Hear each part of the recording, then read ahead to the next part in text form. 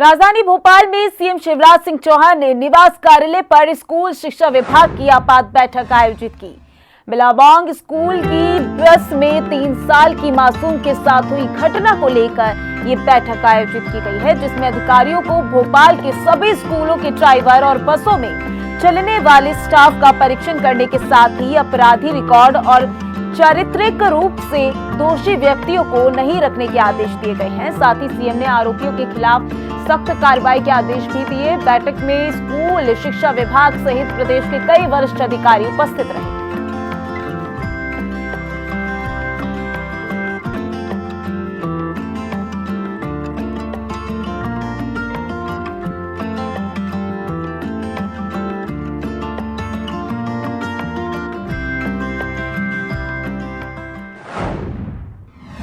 तो वहीं मध्य प्रदेश विधानसभा का मानसून सत्र हंगामे के भेंट चढ़ गया। 5 दिनों तक चलने वाला सदन तीसरे दिन ही अनिश्चितकालीन समय के लिए स्थगित कर दिया गया। बता दें कि पिछले 2 दिन से कांग्रेस लगातार सरकार पर सवाल उठाकर विरोध कर रही थी। तीसरे दिन भी सत्र शुरू होने के पहले ही कांग्रेस विधायक विधानसभा के गेट नंबर 3 के सामने धरने पर बैठ गई। विधायक नारेबाजी करते हुए विधानसभा के अंदर जाने की कोशिश कर रहे थे। कांग्रेस विधायक पांचीलाल ने कहा कि मेरे साथ अभद्रता की गई, मुझे विधानसभा के अंदर जाते समय पुलिस वालों ने पीटा। जब विधानसभा अध्यक्ष को बताया तो बीजेपी विधायक उमाकांत ने मेरे साथ धक्का मुक्की की। वहीं विधानसभा के अंदर इस बात पर संसदीय कार्य मंत्री नरोत्तम मिश्रा और नेता प्रतिपक्ष के बीच जमकर बहस हुई। नेता प्रतिपक्ष ने इस चर्चा पर करवाने की मांग की और साथ ही भारी हंगामे के चलते सदन की कार्यवाही अनिश्चित काल के लिए स्थगित कर दी। वहाँ पर जब मैंने अधिकार मांगने गए, पुलिस से मरवाया, एक विधायक से मरवाया और मुझे मेरा अपमान किया गया। आज मैं बात करने गया तो मेरी बात को अनसुनी की गई। इस प्रकार से आदिवासियों का घोर अपमान है। सरकार ने फड़वाए हैं मेरे कपड़े, सरकार ने फड़वाए हैं, उमाकांत जी ने फड़वाए हैं। 5 दिन के दरमियान कैसे समय में पूरा किया जाए, इसलिए हमने 3.5 घंटे प्रतिदिन के हिसाब से निकाला 3 दिन के लिए।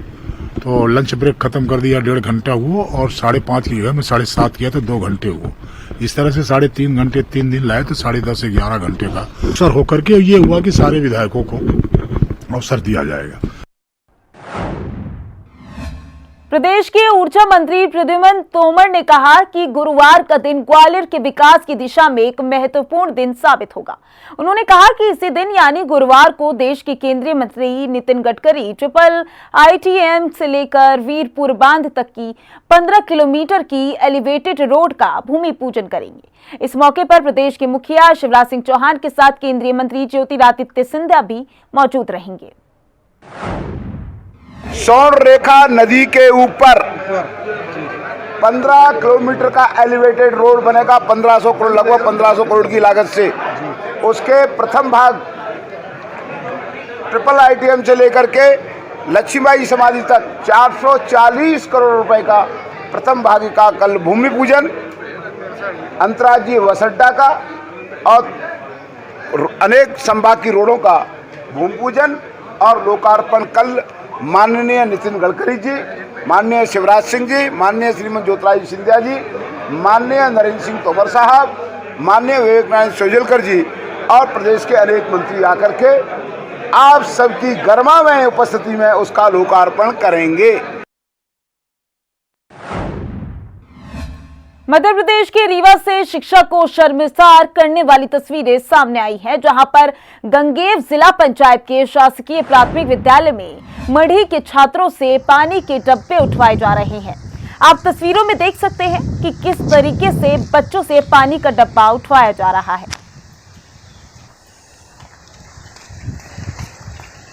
तो देखिए, सोशल मीडिया पर बच्चों का वीडियो वायरल हो रहा है।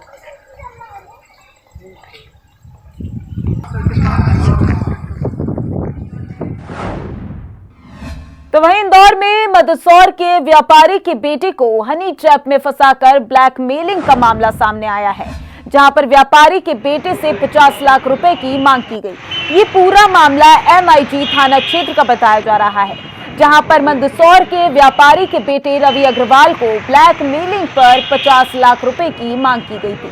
पीड़ित ने पुलिस को बताया कि इंदौर में रहने वाले प्रिया चौहान से दोस्ती हुई थी, जिसके बाद दोनों की दोस्ती प्रेम प्रसंग में बदल गई, जिसके बाद से युवती लगातार उसे परेशान कर रही है। इतना ही नहीं, युवती ने अपनी परेशानी बताकर व्यापारी से 14 लाख रुपए उधार भी लिए थे।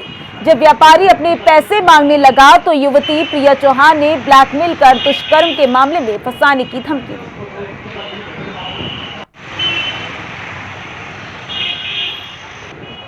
एक मामला थाना मैजी में रिपोर्ट हुआ था, जिसमें फरियादी का कहना था कि उसकी एक महिला से दोस्ती थी और उनका राजी मर्जी से संबंध था, लेकिन वो महिला बार बार उससे पैसे की डिमांड कर रही है और पैसा ना देने पर उस पर फंसाने की बात कह रही है।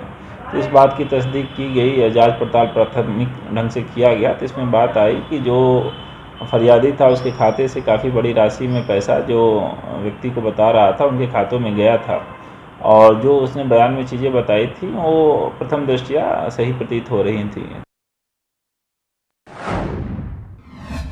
तो वहीं पन्ना में माइनिंग की पढ़ाई कर रहे छात्र मोहम्मद तारिक खान और कृष्ण कल्याणपुर पट्टी में मजदूर जीवन लाल कुशवाहा को हीरा मिला, जिसके बाद दोनों हीरो को हीरा कार्यालय में जमा कर दिया गया। बता दें कि माइनिंग की पढ़ाई कर रहे छात्र मोहम्मद तारिक खान ने हीरा कार्यालय से पट्टा बनवाकर कृष्ण कल्याणपुर पट्टी में हीरे की खदान लगाई थी, जिसे 3 महीने बाद 3.33 कैरेट का हीरा मिला।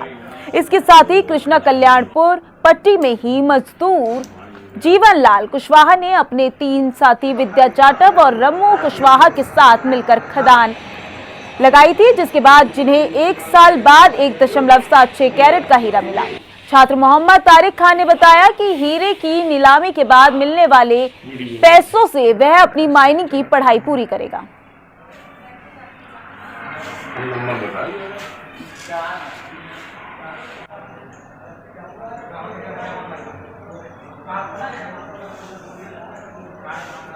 तो देखिए, हीरा कार्यालय में जमा कर दिया गया है हीरा।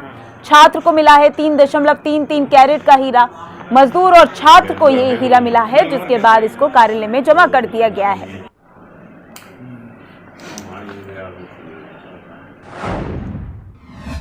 तो वहीं अंतर्राष्ट्रीय खिलाड़ी इन दिनों दाने दाने को मोहताज हैं। इटली में तलवारबाजी में 22वां रैंक हासिल कर चुके दिव्यांग खिलाड़ी हरिहरन के परिवार की हालत खराब है।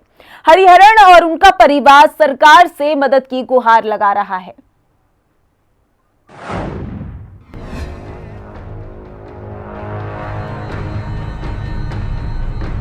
देश का नाम रोशन करने वाले खिलाड़ी जब दाने दाने को मोहताज होते हैं, तब उन्हें देखकर मन में कई सवाल खड़े होते हैं। जिन खिलाड़ियों से हम देश के लिए गोल्ड जीतने की उम्मीद करते हैं, अगर वही खिलाड़ी अपने परिवार का भरण पोषण करने के लिए जद्दोजहद करने लगे, तो देश के लिए गोल्ड कौन लाएगा? कुछ ऐसी ही कहानी है छत्तीसगढ़ के बिलासपुर में रहने वाले हरिहरन सिंह राजपूत की, जिन्होंने देश के लिए खेलते हुए कई मेडल दिलाए। हरिहरन सिंह राजपूत दिव्यांग खिलाड़ी हैं, जो व्हीलचेयर तलवारबाजी के माहिर खिलाड़ी हैं। इनकी गिनती प्रतिभावान खिलाड़ियों में की जाती है, लेकिन आजकल इनकी और इनके परिवार की हालत काफी खराब है। हरिहरन के कमर की हड्डी टूट गई है, जिसके चलते काफी समय से वो बिस्तर पर पड़े हैं। इलाज के लिए पैसे नहीं है, घर का खर्च कैसे चले, इसको लेकर पूरा परिवार परेशान रहता है। सर, अभी घर की माली हालत बहुत ही ज़्यादा दयनीय स्थिति है, क्योंकि अभी मैं प्रैक्टिस करके आ रहा था तो रास्ते में मेरा पैर टूट गया। फीमर जो जांग का हड्डी पूरी तरीके से ब्रेक हो गया है, दो भागों में। उसका ऑपरेशन करवाया हूँ और अभी बेड रेस्ट है। 2-3 महीने का बेड रेस्ट डॉक्टर बोले हैं। और आवक कहीं नहीं था सर, मैं अकेले परिवार में कमाने वाला हूँ। मेरे परिवार में 8 लोग रहते हैं और भाई का भी निधन हो गया, छोटे वाले भाई का। उसका 2 बच्चे, सबको मेरे को ही देखना है, पढ़ाना लिखाना। और अभी स्थिति बहुत ज़्यादा गंभीर है। पिताजी गुपचुप बेचते हैं, उसी के सहारे रोजी रोटी करके चल रहे हैं बहुत। हरिहरन सिंह न केवल देश में बल्कि विदेशों में भी देश का परचम लहरा चुके हैं। उन्होंने इटली के पीसा में हुए अंतर्राष्ट्रीय तलवारबाजी वर्ल्ड कप में देश का नाम रोशन करते हुए प्रतियोगिता में 22वां रैंक हासिल किया था। इसके अलावा राष्ट्रीय स्तर के कई प्रतियोगिताओं में हरिहर सिंह ने गोल्ड और सिल्वर मेडल जीते हैं। सर, 10 नेशनल खेल चुका हूँ सर। उसमें मेरा हर साल मेडल है सर, गोल्ड, सिल्वर और ब्रांज करके मिला के मेरे पास 20 मेडल है सर। और लास्ट टाइम सर मेरा सिलेक्शन इटली के लिए हुआ था, वर्ल्ड कप के लिए सर, 18 नवंबर 2021 में वहाँ मेरा सिलेक्शन हुआ था। और हम लोग का हरियाणा में कैंप लगा था 45 दिन का, वहाँ से फिर सिलेक्शन होके इटली गए थे सर। वहाँ मेरा 22वां रैंक है सर वर्ल्ड कप में। हरिहरन के परिवार में 8 सदस्य हैं। छोटे वाले भाई का भी निधन हो गया। उसके भी 2 बच्चे हैं जिनका हरिहरन ही पालन पोषण करते हैं। इस समय हरिहरन पिताजी पर सारी जिम्मेदारी आ गई है। वहीं हरिहरन की पत्नी ने सरकार से मांग करते हुए कहा कि सरकार उनकी मदद करे। मैं प्रशासन से बस यही चाहती हूँ कि हमारे आर्थिक स्थिति बहुत गंभीर है और पहले जैसे भी है चल रहा था, अभी हमारे बहुत तकलीफ़ में मतलब जैसे है गुजर बसर हो रहा है।